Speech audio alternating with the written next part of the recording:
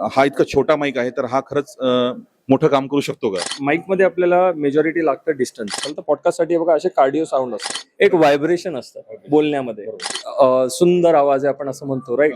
नमस्कार, आपल्या सर्वांचं स्वागत आहे आज आपल्या चॅनलमध्ये किस्से कहानिया विथ भिंगारे आर्ट्स मध्ये. किस्से कहानियां विद भिंगारे आर्ट.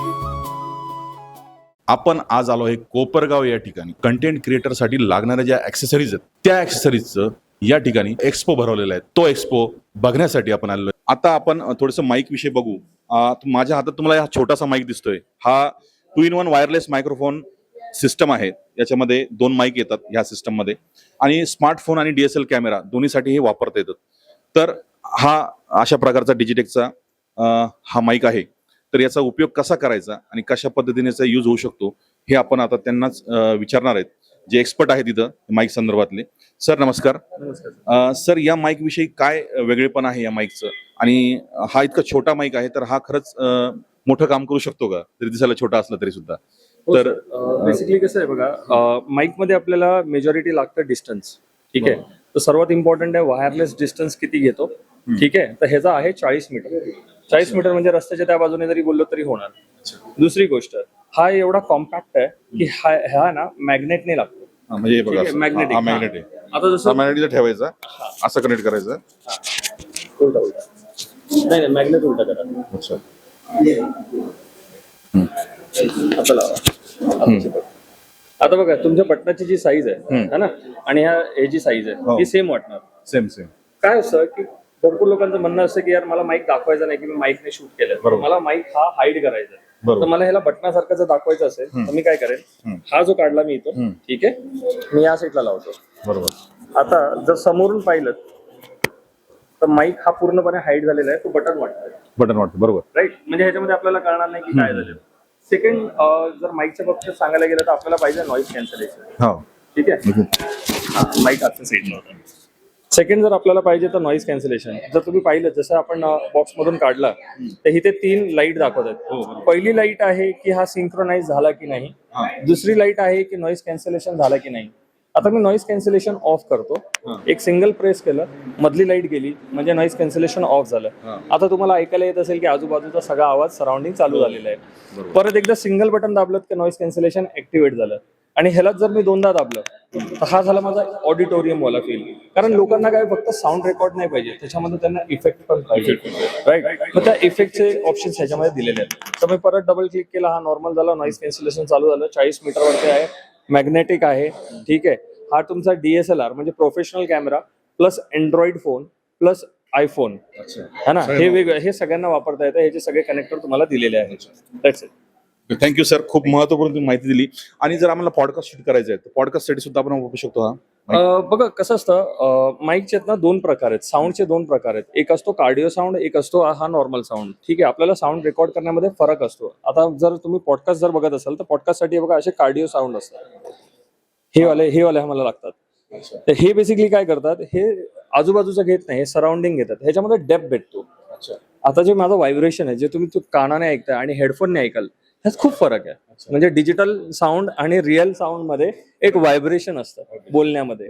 मग ते व्हायब्रेशन ह्याच्यामध्ये येत नाही, जे ह्याच्यामध्ये येतं. प्रत्येक छोटे डिटेल्स येतात, म्हणजे तो एक डेप्थ कळतो की किती सुंदर आवाज आहे आपण असं म्हणतो, राईट? मग त्या सुंदर आवाजाला खेचण्यासाठी जर तुम्ही पाहिलं असेल, भरपूर सिंगर लोक पण हे वापरतात.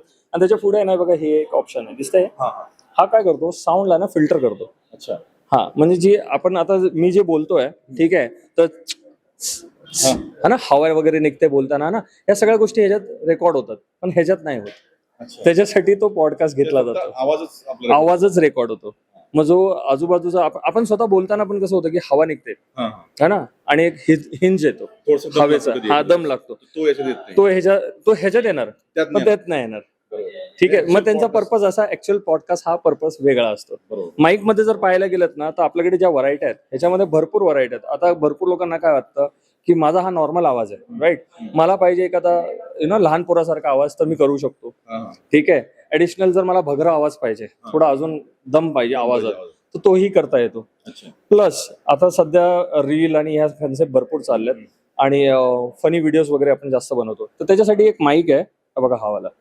ह्याच्यामध्ये जर तुम्ही पाहिलं तर एक रिमोट दिलेला आहे. हो ह्याच्यामध्ये टोटल तुम्हाला 16 इफेक्ट्स भेटतात. म्हणजे आता समजा आपण दोघं बोलतोय, ठीक आहे, आणि मी एखादी चांगली माहिती सांगितली, हा. तर क्राऊड समजा समोर आहे, हो 150-200 लोक समोर आहेत, पण त्यांच्या टाळ्यांचा गडगडाट जो आहे हा. तो मला माझ्या साऊंड मध्ये पाहिजे. तर मी इथून डायरेक्ट बटन दाबलं ना की डायरेक्ट तो टाळ्यांचा गडगडाट बॅकग्राऊंडला रेकॉर्ड होणार. म्हणजे मला एडिटची गरज नाहीये. अच्छा. हे सगळं याच्यामध्ये लाईव्ह होणार आहे. लाईव्ह होणार. प्लस आता समजा मी चालता चालता असा पाय घसरला तर आपण जो व्हिडिओ मध्ये बघतो बॅगला जो साऊंड येतो तर असा असतो काहीतरी ट्विंग, हा. राईट. हा. तर तो साऊंड पण ह्याच्यामध्ये आहे. अच्छा, अच्छा.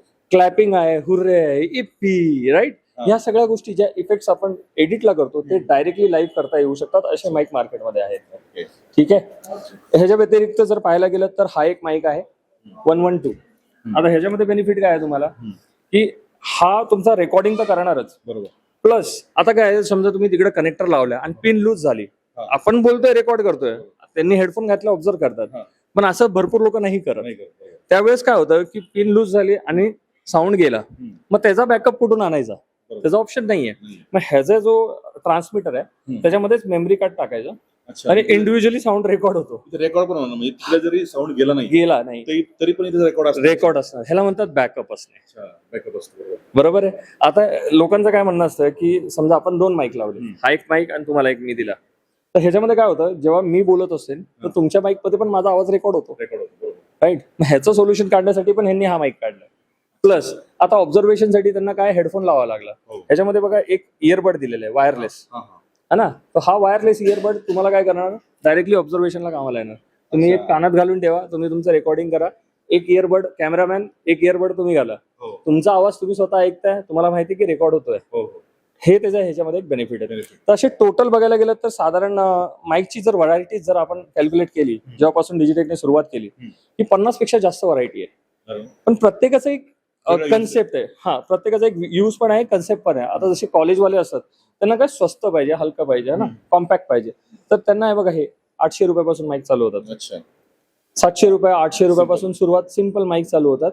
नॉईज कॅन्सलेशन वगैरे जर तुम्हाला पाहिजे तर मिनिमम 2500-3000चा माईक घ्यावा लागतो. बघा खर्च आपण जितका महाग माईक घेतो तेवढे जास्त आपल्याला Quality फीचर्स मिळतात. क्वालिटी नाही, फीचर्स. अच्छा. क्वालिटी बघा डिजिटेक मध्ये कशी ठेवली क्वालिटीच्या बाबतीत बोलायला गेलं तर 1000 रुपयापासून 5000 पर्यंत रेंज, हो. 5000 पासून 10,000 पर्यंतची जी रेंज आहे यांची जी क्वालिटी आहे ती सेम आहे. ओके. पण त्याच्यामध्ये डेप्थ वाढत जाते, फीचर्स वाढत जातात. आता मी तुम्हाला जे फीचर्स सांगितले हे किती उपयोगी आहे, राईट. आता आपण रेकॉर्ड करतो पण ह्याच्यामध्ये रेकॉर्डिंग ऑप्शन नाही, ते फक्त ट्रान्समीटरच घेणार. बरोबर. पण जर ह्याच्यामध्ये काही इश्यू झाला तर काय करणार, तर तसे ऑप्शन्स ह्या लोकांनी बनवून ठेवलेले आहेत. ऍडिशनली अशा भरपूर गोष्टी आहेत, जसं तुम्ही एक्सप्लोर कराल तसं तसं भेटेल. आणि आणखीन एक, आता सध्या काय झालंय, नवीन नवीन गॅजेट्स येतात, जसं iPhone 15, 16, 17 हा ना. तर काही हे सिलेक्टेड माईक आहेत, जसं आता आपण बोललो जसा तो 1000 वाल्याचा माईक होता, हा, इथे. हा ना. आता हा माईक आहे ना आपला iPhone 17 ला लावा नाही लागणार, हा. तो सपोर्टच नाही करणार, कारण नवीन नवीन जे गॅजेट येतात तेव्हा त्याचा नवीन फर्मवेअर येतो, बरोबर. राईट. मॉडेल जसे बदलतात, चेंज होतात, अपग्रेड होतात, तेव्हा त्यांना अपग्रेडेड वस्तूच लागतात, बरोबर. राईट. आता आपण काय करतोय, LCD स्क्रीन बघतोय, हो. का डब्बा टीव्ही का नाही, अपग्रेड झालो. अपग्रेड झालं ना. तसंच माईक मध्ये पण आहे. मग तुम्हाला ते अपग्रेड करणं गरजेचं आहे. तर त्यासाठी कसं आहे, या लोकांनी केलंय 123, 124 करून एक माईक आहे, जसा हा वाला बघा. प्रत्येक माईक वरती लिहिलेलं असतं. आता हा 2600 आहे, हा आयफोनला सपोर्ट करणार. हा अरे किती, 2600 रुपये 2600. हा, त्या त्या रेंज मध्ये, त्या रेंज प्रमाणे. पण ह्याच्यामध्ये नॉईज कॅन्सलेशन वगैरे डायरेक्ट दिलेलं आहे, तुम्हाला व्हॉल्यूम कंट्रोल दिलेला आहे. जसं आपण आता पहिला सुरुवातीला माईक लावल्या आपल्याला नाही समजलं की एक्झॅक्टली काय झालं, हा, हा. पण जसं मी तुम्हाला गाईड केलं की इथे बटन दाबल्याने जसं जसं ज्यांचा साऊंड आहे तसं जसं आपण चेंज करू शकतो. त्या ह्या सगळ्या छोटे छोटे सेटिंग्स असतात ज्या पद्धतीने आपण करू शकतो. तर एवढ्याच भरपूर व्हरायटीज आहेत. एक्सप्लोर करा, वेबसाईटवर जा आणि पाहून बघा की तुम्हाला एक्झॅक्टली कोणतं आवडतं. Thank you sir. धन्यवाद सर. खूप महत्वपूर्ण आणि एकदम डिटेल माहिती तुम्ही या ठिकाणी दिली, त्यामुळे आमच्या प्रेक्षकांना सुद्धा याचा खूप उपयोग होणार आहे. धन्यवाद सर. थँक्यू.